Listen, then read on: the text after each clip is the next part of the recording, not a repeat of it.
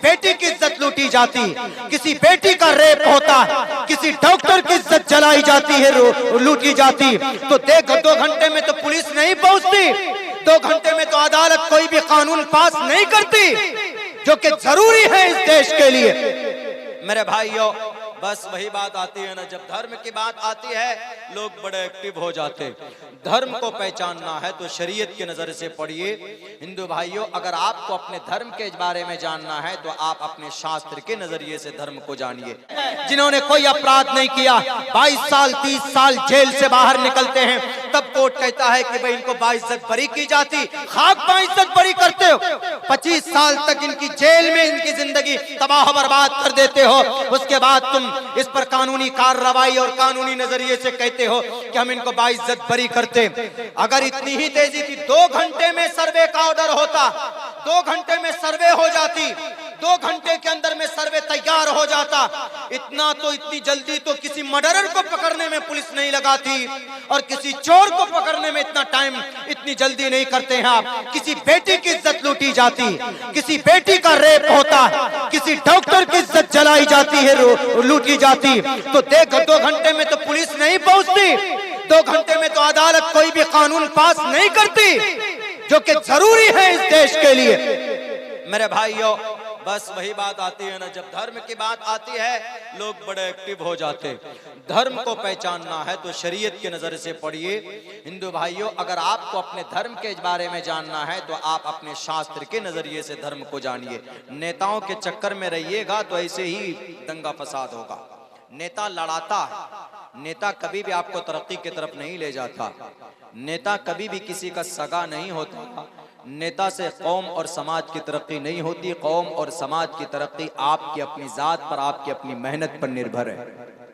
आप अपने बच्चों की सही इस्लाह कीजिए, अपने बच्चों को सही तरबियत दीजिए, तो इंशाअल्लाह तबारक व तआला वो बच्चा पढ़ेगा, तरक्की करेगा, तो वो खुद भी किसी दंगे में शराब की थैली में अपने ईमान का जनाजा नहीं निकालेगा। वो अपने आप को जेल के सलाखों का हकदार नहीं बनाएगा। इसीलिए हम कहा करते हैं अक्सर जगहों में, मेरी बात तो चूंकि लंबी नहीं होगी, मजबूरी हमारे साथ है, वरना हम अपने समाज, अपने इस सीमांचल के इस पसमानदा इलाके के ताल्लुक से हम अपने नौजवानों को, खुसूसन जिम्मेदार लोगों को बात यही कहना चाहते थे, और अभी शॉर्टकट में कह भी देता हूं कि बस अगर आपको तरक्की करनी है तो आप अपने बच्चों को तालीम करना है, कटिहार पहुंचना है। और जिसकी वजह से मैंने जबरन जलसे के निज़ाम के खिलाफ जिद करके मैंने ये टाइम लिया है, वरना मैंने कहा कि मैंने आपकी दावत कबूल की, क्योंकि हज़रत हाफिज़ साहब और हमारे मुश्ताक चतुर्वेदी साहब मेरे इदारे में गए थे, और वहाँ पर बैठकर उन्होंने जलसे की तारीख ली। मैंने तारीख कबूल की और मैं आया भी। मैंने कहा कि मैंने अपना वादा पूरा कर दिया है, मैं आ चुका हूँ, लेकिन मेरे साथ ये मजबूरी है, अगर वक्त हो तो आप हमें मौका दें ताकि मैं कुछ देर अपनी बात रख सकूं, नहीं तो मैं आ चुका हूँ, नाश्ता चाय करा दीजिए, मैं चला जाऊंगा, कम से कम बेवफाई नहीं होगी। लेकिन मेरे भाइयों, मुझे खुद अच्छा नहीं लग रहा है। स्टेज पर हमारे बहुत ही फ़आल, मुतहर्रिक, बड़े हसास मेरे मुरब्बी, मेरे मुशफ़िक़ और बहुत बड़े इदारे के एक आलिम दीन तशरीफ़ फरमा हैं, हज़रत मुफ्ती खालिद हबीब साहब यहाँ बैठे हैं। उनकी गुफ्तगू, उनकी बात होनी थी। मैंने हज़रत से गुजारिश की अभी कि हज़रत मैं ज़्यादा देर तक तो नहीं बोल सकता, वरना मेरी बात उमूमन 1.5 घंटे में समझ में आती है, 1 घंटे के बाद तब आपको कुछ समझ में आएगा। लेकिन आज मुख्तसर वक्त में मैंने हज़रत से वादा किया है कि हज़रत मैं 20 से 25 मिनट में इंशाअल्लाह अपनी बात पूरी करूँगा, और ये जलसा अभी शुरू है। इंशाअल्लाह और भी बहुत अच्छे मुकर्रिर आपके बीच में आने वाले हैं, जिनकी बातें मुझसे ज़्यादा कीमती और असरदार होती।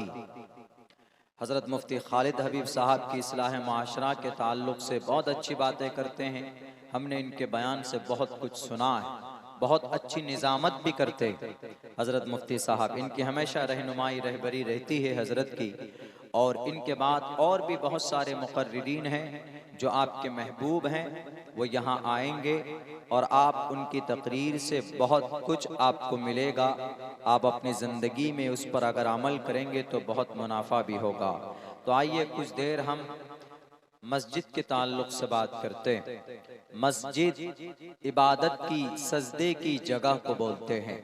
मस्जिद सजदा करने की जगह को मस्जिद बोलते। हिंदू भाइयों में पूजा स्थान है, मंदिर है। मंदिर जहाँ पूजा करते हैं और ईश्वर की रजा के लिए वो लोग उनकी भक्ति के लिए अपने परमात्मा को खुश करने के लिए मंदिर में जाते हैं। ऐसे ही मुसलमानों का एक अलग अंदाज में मस्जिद है और मस्जिद अल्लाह की नज़र में सबसे मुबारक और सबसे पसंदीदा जगह है। ये दुनिया, ये ज़मीन 6 करोड़ 30 लाख मुरब्बा मील के इलाके में बनाई गई। ये जो ज़मीन है, इस ज़मीन पर यानी 6 करोड़ 30 लाख का जो इलाका है ज़मीन का पूरी दुनिया के अंदर, तो इस ज़मीन में सबसे मुबारक और सबसे पसंदीदा जगह रब को in the sight of Allah almighty, in the sight of Allah करीम सुब्हानहू व तआला, अल्लाह की नज़र में कोई जगह है तो वो मस्जिद है। अल्लाह के नबी ने फरमाया, इन्न अहब्बल बिलादि इलल्लाहि मसाजिदुहा व अबग़ज़ुल बिलादि इलल्लाहि अस्वाक़ुहा। अल्लाह को पसंदीदा जगह अगर कोई है, पसंद और है किसी जगह पसंद फरमाते हैं तो वो मस्जिद है। और नापसंद जगह मार्केट है, जहाँ हम लोग चाय पीते हैं, एक दूसरे के खिलाफ बुराई करते हैं, एक दूसरे के खिलाफ चुगलखोरी में मुलव्विस होते हैं, गीबत करते हैं, तजस्सुस करते हैं, जो कि शरीयत के खिलाफ है। इसीलिए अल्लाह ने फरमाया कि हमें, अल्लाह के नबी ने फरमाया कि अल्लाह को वो जगह नापसंद है। मस्जिद अल्लाह को पसंद है। मस्जिद चूंकि सजदे की जगह है मस्जिद, इसीलिए मस्जिद हमारा अकीदा जुड़ा है उस मस्जिद से। कोई भी मस्जिद हो, और जब क़यामत कायम होगी तो मस्जिद को, पूरी दुनिया को, पूरी पृथ्वी को, इस जमीन को अल्लाह तोड़ देगा, क्रैश डिस्ट्रॉय कर देगा। The all things will be destroyed by Allah सुब्हानहू व तआला। अल्लाह के जरिए से सारी चीजें दुनिया की खत्म हो जाएंगी। सिर्फ एक चीज, जमीन का वो टुकड़ा अल्लाह उसी तरह उठा लेगा, अपने पास जन्नत में बुला लेगा। वो जमीन का टुकड़ा, वो कोई जगह अगर होगी तो वो मस्जिद की जगह उसी शक्ल में उठाकर अल्लाह तबारक व तआला जन्नत में रखेगा। ये मस्जिद की फजीलत है। और मस्जिद में दूसरा कोई काम होता नहीं, पुरसुकून जगह है मस्जिद। आप मस्जिद जाएंगे तो आपको सुकून मिलेगा। जुमे के दिन जुमे की नमाज पढ़ने जाते हैं तो जब इमाम साहब खुतबा पेश करते हैं तो आपको नींद आती कि नहीं आती? आपको ऊँग आती। आप कितने थकान में हैं, लेकिन फिर भी आपको एक सुकून महसूस होता है। वो एक सुकून नहीं बल्कि अल्लाह की तरफ से रहमत है, अल्लाह की तरफ से करम की बारिश होती है, थोड़ी सी रहमत की तवज्जो होती है तो आपको इतना सुकून मिलता है। इसीलिए मस्जिद से हमारा रिश्ता मजबूत होना चाहिए। मस्जिद आलीशान होना ज़रूरी नहीं है, बल्कि मस्जिद को अपने नमाजों से आबाद करना ज़रूरी है। तो इसीलिए जिन लोगों को गलतफहमी हो जाती है हमारे मुल्क हिंदुस्तान के अंदर कि ये मस्जिद मुसलमानों की है और इस मस्जिद को शहीद कर दो, इस मस्जिद को बुलडोज कर दो।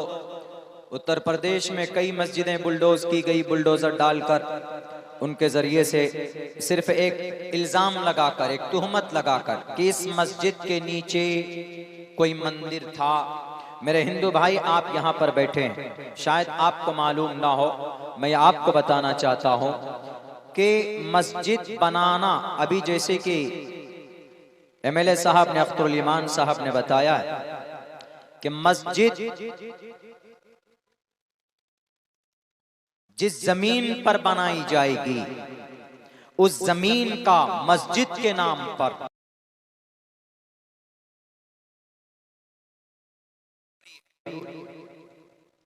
और अगर कोई मुसलमान अब्दुल्ला सालिम या कोई बड़ा आदमी अपनी ताकत की वजह से किसी जमीन पर नाजायज कब्जा करके या किसी गरीब के घर को तोड़वा कर उस जगह मस्जिद बनाता है, या किसी मंदिर को तोड़कर उसको मस्जिद बनाता है उस जगह पर।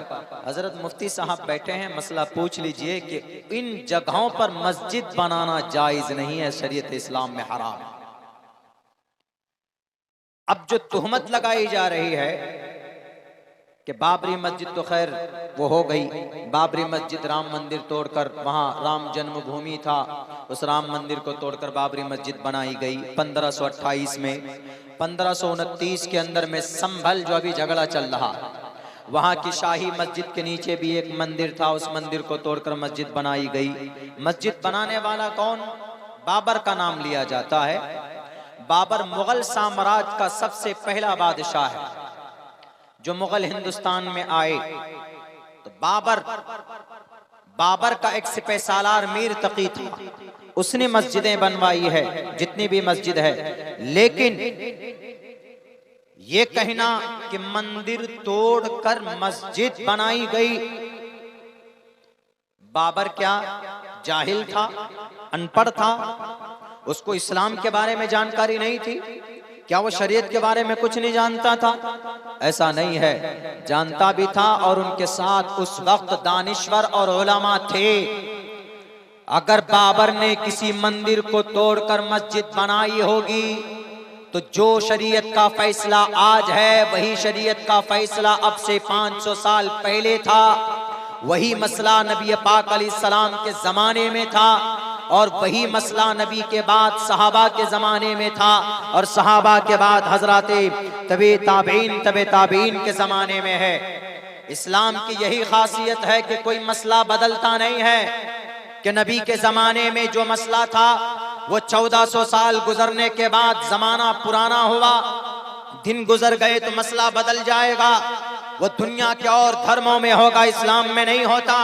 इस्लाम का अटल फैसला है, अटल कानून है, ला तब्दील लिकलिमातिल्लाह, अल्लाह के फैसले नहीं बदलते। वलन तजिद लिसुन्नतिल्लाहि तब्दीला, अल्लाह तबारक व तआला का, जनाब मोहम्मद रसूलुल्लाह का तरीका और मेथड चेंज नहीं होता। उस वक्त भी अकीदा इस्लाम का ये था कि अल्लाह एक है। आज भी पूरी दुनिया के मुसलमानों का यही अकीदा होगा और होना जरूरी। अगर यह अकीदा नहीं है तो वो मुसलमान नहीं है। शरीयत इस्लाम का कोई भी कानून पुराना नहीं होता, बदलता नहीं है, इसमें संशोधन नहीं किया जाता। जैसे हमारे mister prime minister mister Modi ji, इनको जो भी मसला बदलना हो, कानून बदलना हो तो संशोधन ले आते हैं और फिर अपनी ताकत के बलबूते पर कानून बदल देते हैं। इस्लाम में ऐसा बिल्कुल नहीं है। तो इस्लाम का ये फैसला है कि किसी मस्जिद को बनाने के लिए किसी नाजायज जमीन पर कब्जा करके अगर कोई बनाता है तो इस्लामिक एतबार से नाजायज और हराम। मैं तो तकरीरों में कहता हूं कि अगर आप दलील पेश कर दीजिए कि भाई अब संभल की मस्जिद के नीचे में मंदिर था, उसको तोड़ तो मुसलमान दलील चाहिए, लेकिन दलील प्रूफ चाहिए। ऐसे नहीं अकबरनामा बाबरनामा पेश कर दिया, या किसी कोई अंग्रेज आया अपने आर्टिकल में लिख दिया, या कोई अब क्रिश्चियन आया उसने अपने आर्टिकल में लिख दिया कि फला मस्जिद को तोड़कर फला बादशाह ने मंदिर को तोड़कर मस्जिद बनाया। ये नहीं चलेगा। दलील पेश कीजिए ईमानदारी से, इंशाअल्लाह आपको आपके हवाले कर देंगे आपके मस्जिद। बल्कि मंदिर जैसा था कोशिश करेंगे वैसे मंदिर बना कर दे दें। आपको जमीन तो देंगे लेकिन वो भी दे देंगे। लेकिन मुझे पता है, आपको भी मालूम है कि ऐसा होगा नहीं। क्योंकि 500 साल पहले क्या हुआ, किसी के पास कोई दलील कोई प्रूफ नहीं है। पिछले मर्तबा जो हमारी बाबरी मस्जिद भी शहीद की गई है 6 दिसंबर, पिछले कल 6 दिसंबर था ना, 6 दिसंबर 1992 को जो मस्जिद शहीद की गई थी, तो उसके ऊपर भी जब सुप्रीम कोर्ट का फैसला आया तो सुप्रीम कोर्ट ने माना कि बाबरी मस्जिद मंदिर तोड़कर नहीं बनाया गया और उसके नीचे कोई अंश भी नहीं मिले, और ये प्रूफ हो गया। सुप्रीम कोर्ट ने justice Ranjan Gogoi chief justice था, अभी वो राज्यसभा का मेंबर है, उसने कहा कि ये बात तय है कि मस्जिद राम मंदिर तोड़कर नहीं बनाया गया, क्योंकि मंदिर का कोई सबूत नहीं है, लेकिन मस्जिद का ढांचा है, मस्जिद है, इस बात का सबूत है। लेकिन उन्होंने फैसला क्या दिया? दलील मस्जिद के फेवर में है कि मस्जिद है, मस्जिद बनाई 1528 के अंदर में मीर तकी ने मस्जिद बनाई थी, जो सिपह सालार था जलालुद्दीन, ये बाबर बादशाह का। लेकिन वहीं पर रामचरितमानस को लिखने वाले तुलसीदास भी बैठे थे, वहीं करीब में बैठकर वो रामायण लिख रहे थे। रामचरितमानस तुलसीदास ने लिखी 1528 में। एक तरफ राम मस्जिद, बाबरी मस्जिद बन रही, और दूसरी तरफ वहीं पर रामचरितमानस लिख रहे। कौन? तुलसीदास, जो राम जी के सबसे बड़े भक्त थे। अगर मंदिर तोड़कर मस्जिद बनाई जाती तो रामचरितमानस लिखने वाले तुलसीदास खामोश बैठते, डंडा लेकर हाजिर हो जाते, लेकिन ऐसा कुछ नहीं लिखा गया है।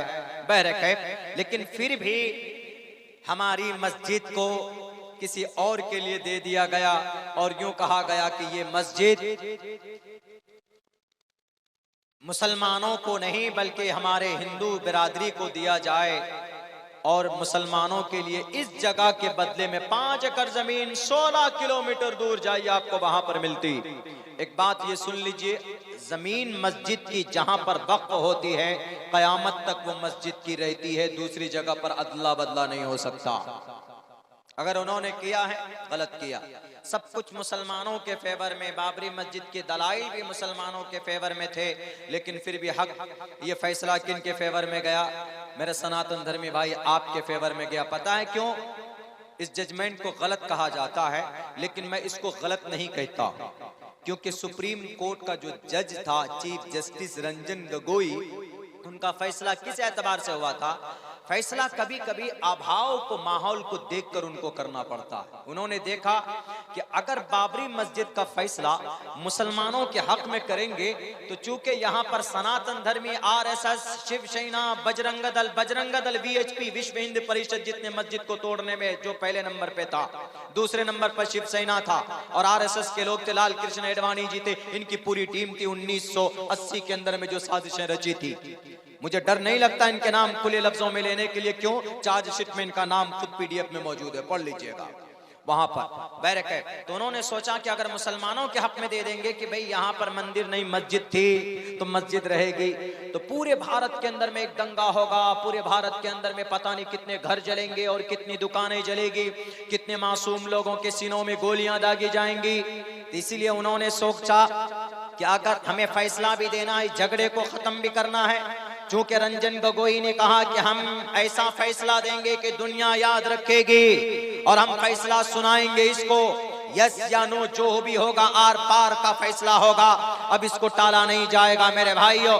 तो रंजन गोगोई ने देखा कि सब कुछ मुसलमानों के फेवर में है, मस्जिद मुसलमानों के फेवर में है, लेकिन अगर हमने मुसलमानों के हक में फैसला किया तो ये मस्जिद, ये भारत के अंदर में पानी, खून की तरह पानी की तरह खून बहेगा, और कितने लोग मारे जाएंगे, कितना शहर जलेगा, कितने माओं की गोदें उजड़ेंगी, और कितने समाज के बच्चे बेवा और यतीम होंगे, कितनी औरतें बेवा होंगी, बच्चे यतीम और मिस्कीन होंगे, और कितनी समाज की बेटियों की इज्जत लूटी जाएंगी, अंदाजा नहीं है। तो इसलिए उन्होंने कहा कि ये मस्जिद नहीं, बल्कि ये फैसला हिंदू भाइयों के लिए किया जाता है कि बाबरी मस्जिद हिंदू भाइयों के लिए। क्यों? क्योंकि वो जानते थे अगर हिंदुओं के हक में फैसला होगा तो मुसलमान कबूल करेंगे। मुसलमान वो कौम है जो कभी भी तशद्दुद का रास्ता इख्तियार नहीं करता। मुसलमान वो हैं जिन्होंने जहर का घूंट पी लिया, लेकिन फिर भी उन्होंने किसी दुकान को आग नहीं लगाई। मुसलमानों की बाबरी मस्जिद तोड़ दी गई, दे दिया गया, लेकिन कभी किसी मुसलमान में सड़कों को जाम नहीं किया। मुसलमान कभी भी किसी के घर के ऊपर पथराव नहीं करता है, क्योंकि ये रंजन गोगोई जानता था अगर इस मुल्क भारत के अंदर कोई अमन परस्त कौम है तो वो मुसलमान है। इसीलिए मुसलमान सब्र करेंगे, इसीलिए मुसलमानों के हक में नहीं बल्कि हिंदू पक्ष में जमीन का फैसला सुना दो। मुसलमान सब्र करने वाली कौम है, अमन वाली कौम है। इसीलिए के लोगों कि ये कौम अपना नुकसान करके भी सब्र करती है, लेकिन कभी भी पत्थर और खून का रास्ता नहीं अपनाती। इसलिए फैसला हुआ था। और अल्हम्दुलिल्लाह मुसलमानों ने उसको कबूल किया। वो तो कल हश्र के मैदान में हो जाएगा फैसला, दूध का दूध पानी का पानी होगा। बैरक है। चलिए, मस्जिद हमारे लिए आस्था की जगह है, इबादत। मस्जिद असल में इसमें ज़र्फ है, असल में ये मस्जिद है, सजदा करने की जगह। जब सर्फ पढ़ेंगे तो उसमें पता चल जाएगा कि तालील करके कैसे कैसे ये मस्जिद हुई। तो मस्जिद सजदे की जगह है और हर मस्जिद अल्लाह की नजर में महबूब है। और मस्जिद की जमीन जब कोई वक्फ करता है, मस्जिद के लिए डोनेट करता है, तो वह अल्लाह की जमीन हो जाती है। उस जमीन पर कोई तसर्रुफ नहीं कर सकता। यह बात शरीयत इस्लाम का क्लियर मैसेज है, क्लियर। लेकिन अब झगड़ा क्यों हो रहा है पता है? संभल में जो झगड़ा है, वो झगड़ा सिर्फ एक बात को लेकर है, वो लफ्ज संभल से। संभल और शंभल मंत्र मैंने पढ़ा है, बहुत पुराना मंत्र है। शंभल गराम गुख्य सबराह मनय सगहा तमन बब्न विष्णु यशा कल के प्रादुर्भविष्यति। हिंदू भाइयों का अकीदा है कि कलयुग में, ये कलयुग है, सबसे पहले हिंदू भाइयों में सतयुग होता है, फिर त्रेता युग, फिर द्वापर युग, फिर कलयुग होता है। ये कलयुग है जो 5-साढ़े 5 हजार साल का ये मुद्दत गुजर चुका है। और ये 4.5 लाख साल की ये पीरियड है। जैसे सतयुग है वो 16 लाख साल का, त्रेता युग वो 8 लाख साल का, द्वापर युग वो 6 लाख साल का। ये सब गुजर चुके, ये युग गुजर चुके, ये सीजन, ये टाइम गुजर चुका। लेकिन अब जो है ये कलयुग है। और इस कलयुग में बुराई 95% होगी या 99% मान लीजिए आज के जमाने में, तो इतनी बुराई होगी और 1% अच्छाई रह जाएगी, 1% अच्छाई सिर्फ इस कलयुग में। तो इस 90-95% बुराई के खात्मे के लिए अंतिम जमाने में, इस कलयुग में विष्णु लास्ट में अंतिम अवतार लेंगे। अंतिम कौन? विष्णु अंतिम जमाने में अंतिम अवतार लेंगे और उनका नाम होगा कल्कि अवतार। मतलब इस कलयुग में अवतार लेने वाले, उतरने वाले। अवतीर्ण का मतलब होता है आसमान से जमीन पर उतरना। हमारे हिंदू भाइयों का अकीदा है कि जब कोई बुराई होती है तो ईश्वर इंसानी रूप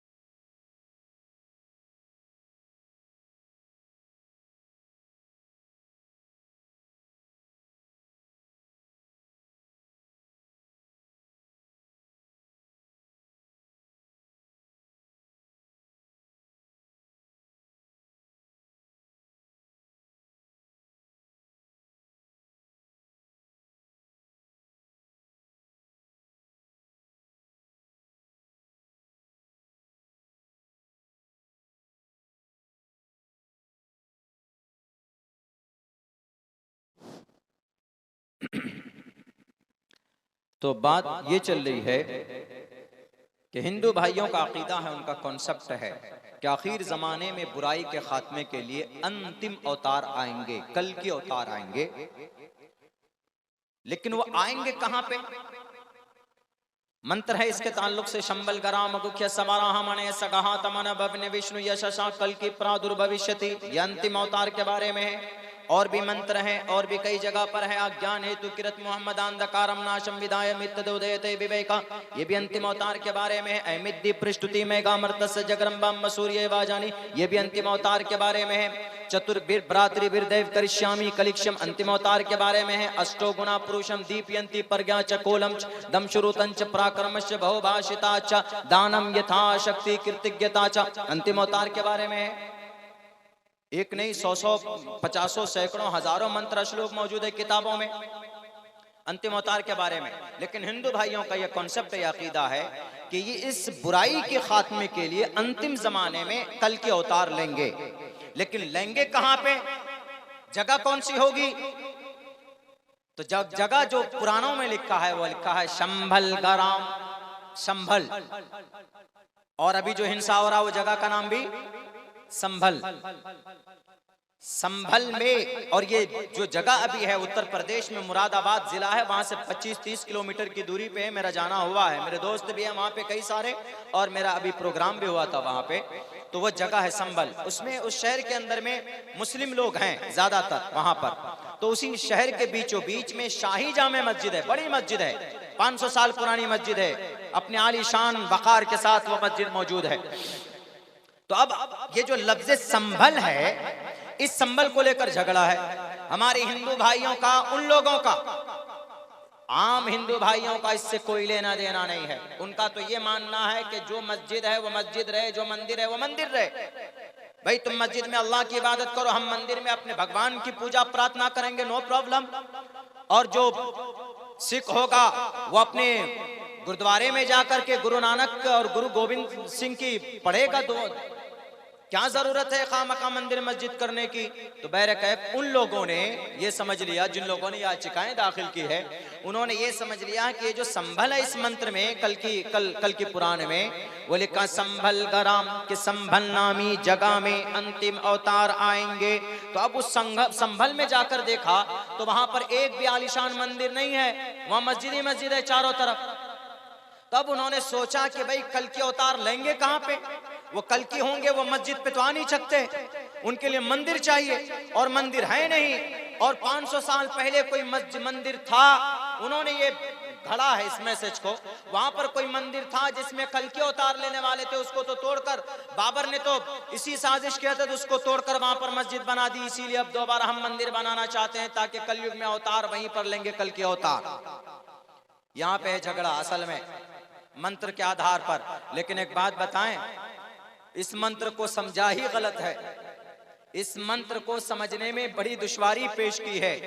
इस मंत्र में जो एग्जैक्ट वर्ड है वह है शंभले विष्णु यशो, शंभले शय से, शय SHN शाह, एक स है एक श है, सा सिन में स्पोर्ट स्कूल, समाज जिससे है, संस्कृत जिससे है, सिस्टम जिससे वो स है, और यह है शंभल, मंत्र में जो है वो शंभल शय से, शंभल गराम, शंभल नामी अमन की जगह, शंभल मनत अमन, पुर अमन, और ग्राम मीन्स जगह, पुर अमन जगह। यहां पर जो मुरादाबाद में संभल है वो सीन से है। इस मंत्र में जो संभल है वो शंभल है, शंभल उससे मुराद अमन की जगह है, और वो शय से है। और हम नहीं, इस बात को डॉक्टर MA श्रीवास्तव लिखते हैं अपनी किताब में। वो लिखते हैं कि अंतिम अवतार आएगा हिंदू भाइयों के यहाँ, अंतिम जमाने में बुराइयों के खात्मे के लिए वो आएगा, लेकिन उनके आने की जगह शंभल गराम होगी। और शंभल गराम जो जगह है ये मुरादाबाद वाला संभल नहीं है, क्योंकि इस मुरादाबाद वाले संभल में जो स है वो सीन है, से संभल, और ये जो मंत्र में शंभल है वो शाह से है, शंभल। और इस शंभल से मुराद संस्कृत में, हिंदी में और उर्दू में ट्रांसलेशन करेंगे तो इसका मतलब आएगा अमन की जगह, शंभल गराम अमन की जगह।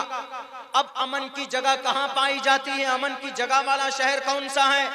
ये पूरी दुनिया के अंदर एक ही शहर है, और उस शहर का नाम शहर मक्का है।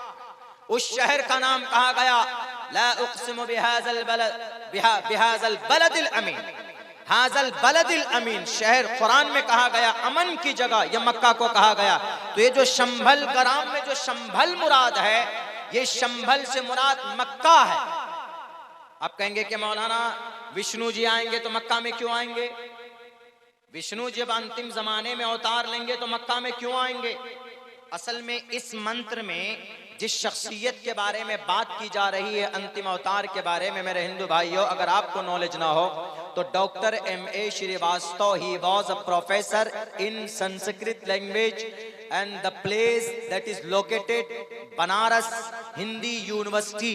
वो हिंदी यूनिवर्सिटी के प्रोफेसर थे और उन्होंने MA कर रखा था संस्कृत में, और उन्होंने इसका तर्जमा ये किया है कि इस मंत्र का पूरा तर्जमा और पूरा अगर किसी पर फिट आता है तो वह अंतिम महर्षि, अंतिम संदेशा, आखिरी नबी मोहम्मद सल्लल्लाहु अलैहि वसल्लम पर फिट आता है। इसीलिए मेरे हिंदुस्तान के हिंदू भाइयों, अगर आप इस इंतजार में हो कि अंतिम जमाने में अंतिम महर्षि आएगा, मेरे ख्याल से शास्त्र के खिलाफ होगा। शास्त्र में नहीं लिखा, क्योंकि इस मंत्र में जिसके आने की पेशिन गोई की गई ये टोटल का टोटल नबी की जात पर फिट आता है। इसलिए कि नबी कहां पैदा हुए? मक्का में, और मक्का को संस्कृत में शंबल कहा गया। और नबी जिस बाप से पैदा हुए उस अब्बा का नाम, यानी जिस घराने में पैदा हुए उस घराना कौन सा था? बनी हाशिम का था। और कबीला कौन सा था? कुरैश का था। पूरी दुनिया के अंदर इससे बड़ा खानदान, बाइज्जत और शर्फ वाला खानदान नहीं, कबीले कुरैश और बनी हाशिम। इसको संस्कृत में कहा गया बराहमानायस, ऊंचे खानदान में, अमन की जगह में, विष्णु यश के जरिए। विष्णु यश को अरबी में कहेंगे अब्दुल्ला के जरिए। सोमतियानी था, सोमती के कोख से। सोमती को अरबी में ट्रांसलेशन करेंगे तो इसका मतलब बनेगा आमीना। अब तर्जमा पूरे मंत्र का ये होगा कि अब मक्का में कबीले कुरैश में विष्णु यश अब्दुल्ला के जरिए उनकी अपनी मां, अल्लाह के नबी की मां आमीना के कोख से पैदा होंगे। ये पूरा मंत्र का तर्जुमा ये है, जो अगर किसी जात पर फिट आता है तो जनाब मोहम्मद रसूलुल्लाह सल्लल्लाहु अलैहि वसल्लम पर फिट आता है। लेकिन इसी लफ्ज संबल को लेकर संबल में 5 नौजवानों के सीने में बंदूक की गोली से उनके गोल सीनों को छलनी किया गया। इसी गलत फहमी की बुनियाद पर कि 1529 के अंदर मंदिर तोड़कर मस्जिद बनाई गई। गलत आरोप है, गलत इल्जाम है। आपको नहीं मालूम था, आप इतने एक्टिव हैं। अगर आपको इतना ही बड़ा दर्द है कि ऐसा हुआ है, तो अगर आप चाहते हैं इंसाफ दिलाने के लिए तो दिलाइए इंसाफ। हमारे इस मुल्क हिंदुस्तान के अंदर तकरीबन 5 लाख नौजवान, 5 लाख इंसान ऐसे हैं जो जेल के अंदर हैं, जो मासूम हैं, जिन पर कोई केस नहीं है, जिन्होंने कोई अपराध नहीं किया। 22 साल 30 साल जेल से बाहर निकलते हैं, तब कोर्ट कहता है कि भाई इनको बाइज्जत बरी की जाती। खाक बाइज्जत बरी करते हो, 25 साल तक इनकी जेल में इनकी जिंदगी तबाह बर्बाद कर देते हो। उसके बाद तुम इस पर कानूनी कार्रवाई और कानूनी नजरिए से कहते हो कि हम इनको बाइज्जत बरी करते।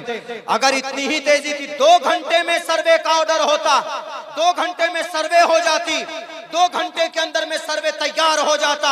इतनी जल्दी तो किसी मर्डरर को पकड़ने में पुलिस नहीं लगाती, और किसी चोर को पकड़ने में इतना टाइम इतनी जल्दी नहीं करते हैं आप। किसी बेटी की इज्जत लूटी जाती, किसी बेटी का रेप होता, किसी डॉक्टर की इज्जत जलाई जाती है, लूटी जाती, तो देखो 2 घंटे में तो पुलिस नहीं पहुंचती, 2 घंटे में तो अदालत कोई भी कानून पास नहीं करती, जो कि जरूरी है इस देश के लिए। मेरे भाइयों, बस वही बात आती है ना, जब धर्म की बात आती है लोग बड़े एक्टिव हो जाते। धर्म को पहचानना है तो शरीयत की नजर से पढ़िए। हिंदू भाइयों, अगर आपको अपने धर्म के बारे में जानना है तो आप अपने शास्त्र के नजरिए से धर्म को जानिए। नेताओं के चक्कर में रहिएगा तो ऐसे ही दंगा फसाद होगा। नेता लड़ाता है, नेता कभी भी आपको तरक्की की तरफ नहीं ले जाता, नेता कभी भी किसी का सगा नहीं होता। नेता से कौम और समाज की तरक्की नहीं होती। कौम और समाज की तरक्की आपकी अपनी जात पर, आपकी अपनी मेहनत पर निर्भर है। आप अपने बच्चों की सही इस्लाह कीजिए, अपने बच्चों को सही तरबियत दीजिए, तो इंशाअल्लाह तबारक व तआला वो बच्चा पढ़ेगा, तरक्की करेगा, तो वो खुद भी किसी दंगे में शराब की थैली में अपने ईमान का जनाजा नहीं निकालेगा। वो अपने आप को जेल के सलाखों का हकदार नहीं बनाएगा।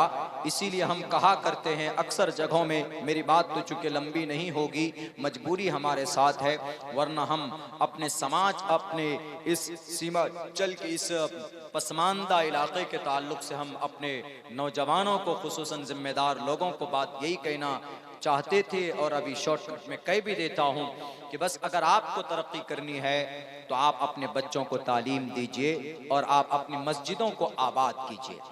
हमारी जो मस्जिदें जो बुलडोज हो रही है, उसका एक कारण ये भी है कि मुसलमानों का आज अमल बहुत कमजोर हो गया है। मुसलमानों का यकीन अल्लाह की जात से उठ चुका है। क्या सहाबा किराम जमीन पर बैठकर दुआ करते थे, आसमान पर उनकी दुआ कबूल नहीं होती थी? बिल्कुल होती थी। क्या वो अलग से कुरान पढ़ते थे? उनकी नमाज अलग थी क्या? क्या वो 6 वक्त की नमाज पढ़ते थे?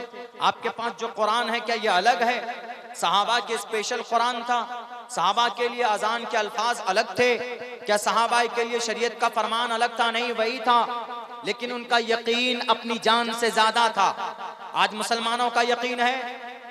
नहीं है। नमाज का इतना फर्ज है तो होगा फर्ज। हमारा जवान नमाज क्यों नहीं पढ़ता? समाज की बहु बेटियां बंधन लोन में क्यों डूबी हुई? लोन पे जाते हैं आप लोन लेने के लिए, क्या ये छोटा गुनाह है? बहुत बड़ा गुनाह। अल्लाह और उसके रसूल से जंग करने के लिए तैयार हो जाओ, और अपने कुरान करीम के अंदर बयान किया। तफसील से बात की जाए तो एक एक टॉपिक पर एक एक घंटे बात हो सकती, लेकिन मैं शॉर्टकट में आपको सिर्फ तंबीह करता हुआ जा रहा हूं, क्योंकि मुझे अपनी बात मुख्तसर करनी। मेरे समाज के नौजवानों, आज आप जिना के बाजार में आप बहुत ज्यादा आगे हैं, आपका कदम आगे। हमारे हिंदू समाज के नौजवानों से भी कहूंगा, आज एक दूसरे की लड़की को आप टारगेट करते हैं। यथा वायुम समाश्रिते सर्व जीवंते जनतवा तथा ग्रस्तामा वर्तते इतारा शरामा। मनुस्मृति का मंत्र है जिसमें कहा गया, ए नौजवानों, यथा वायुम, ए नौजवानों की जमातों। अल्लाह के नबी ने जैसे हदीस में कहा, या माशर शबाब, ए नौजवानों, जब तुम्हारी शादी की इच्छा हो, तुम्हारे पास शादी करने की ख्वाहिश हो, तुम्हारे पास जब सकत हो, ताकत हो, तो तुम शादी कर लो। फल्यतज़व्वज मन इस्तता मिनकुमुल बाअत फल्यतज़व्वज फइन्नहु अग़ज़्ज़ु लिलबसरि व अहसनु लिलफरज। इसलिए कि शादी करने से आपकी जिंदगी पाक पवित्र होगी। और शादी नहीं कर सकते, आपके पास पैसा नहीं है, घर नहीं है, तो ऐसी सूरत में आप क्या करो? ऐसी सूरत में यह है कि आप रोजा रखो। संस्कृत में भी ये बात कही गई मेरे हिंदू भाइयों। अगर हिंदू नौजवान है सनातन धर्मी, तो पढ़िए मनुस्मृति में लिखा। हमने खुद तहकीक की, इस मंत्र को हमने निकाला, किसी किताब में नहीं पढ़ा। डायरेक्ट मनुस्मृति का अध्ययन कीजिए तो आपको भी मिल सकता। यथा वायुम समाश्रिते सर्व जीवंते जनतवा तथा ग्रस्तामा वर्तते तारा शरामा। क्या लिखा है? पवित्र जिंदगी जैसे इंसान की सांस के लिए हवा जरूरी है, इंसान की जिंदगी के लिए सांस जरूरी है, ऐसे इंसान की पवित्र तरीन जिंदगी के लिए शादी जरूरी है।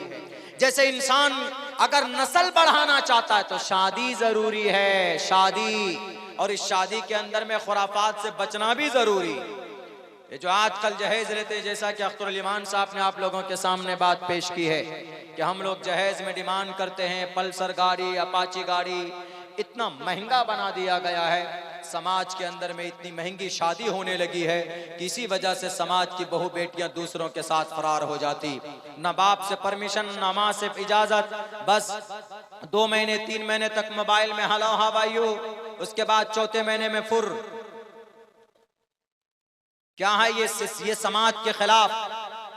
वो अलग बात है कि आपको शरीयत इजाजत देती है कि आप